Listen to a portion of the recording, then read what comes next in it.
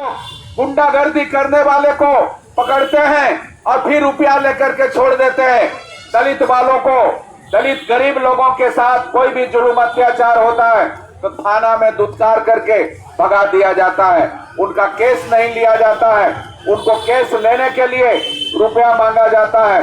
इस तरह का व्यवस्था हो गया है।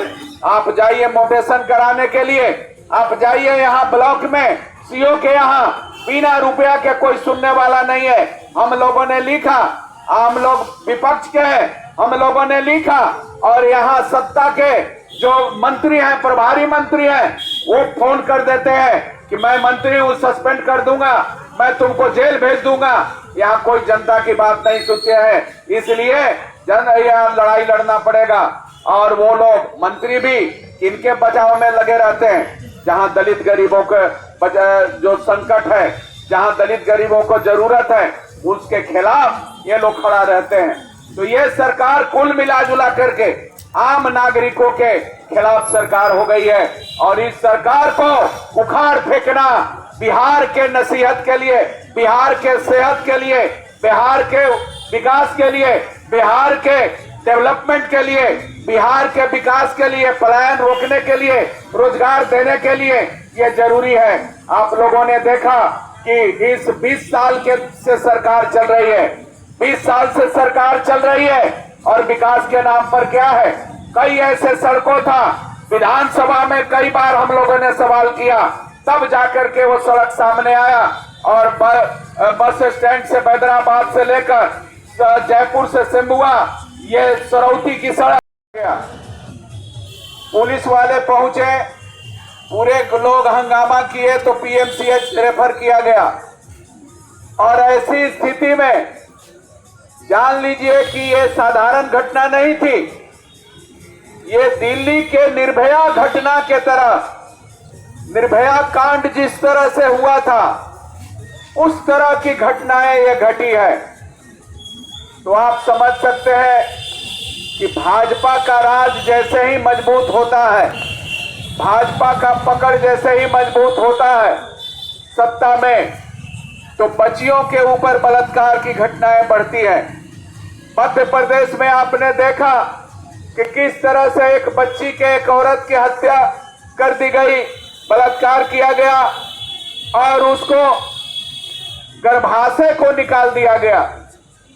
उसको इस तरह से बर्बर तरीके से बलात्कार किया गया और ये बच्ची के 10 साल की बच्ची के साथ जिस तरह से घटना घटी है, रोंगटा खड़ा कर देता है।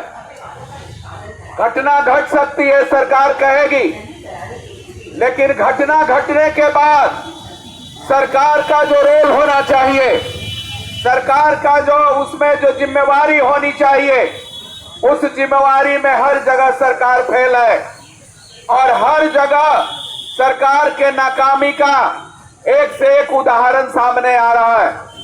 आपने देखा कि वहां से मजिस्ट्रेट बहाल करके पीएमसीएच भेजना चाहिए था, लेकिन कोई पुलिस के पदाधिकारी, पुलिस के कोई भी कर्मचारी, कोई भी लोग सरकारी कर्मचारी उस पीड़ित दलित बच्ची के साथ नहीं पहुंचा पीएमसीएच। और सुन करके रोंगटा खड़ा हो जाएगा।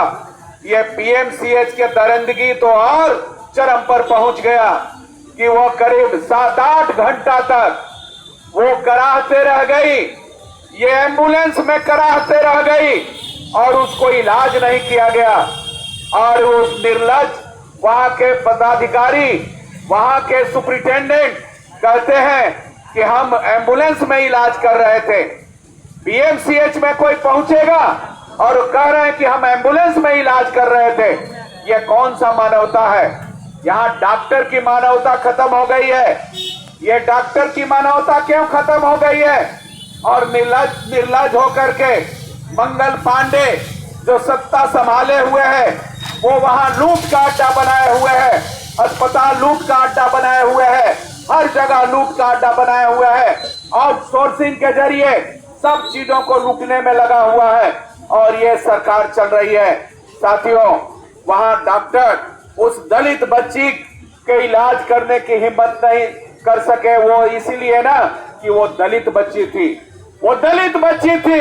यदि वो कोई बड़े साहब के घर के ये घटना होता, कोई बड़े लोगों के घर के घटना होता, तो आज क्या होता।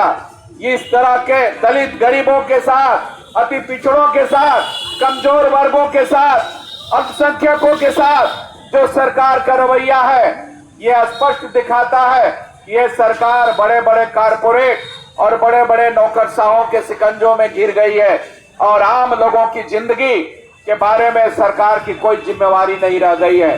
साथियों, हर क्षेत्र में जब किसी को मन में आ रहा है वो हत्या कर दे रहा है, गोली चला दे रहा है। एक मास्टर की यहाँ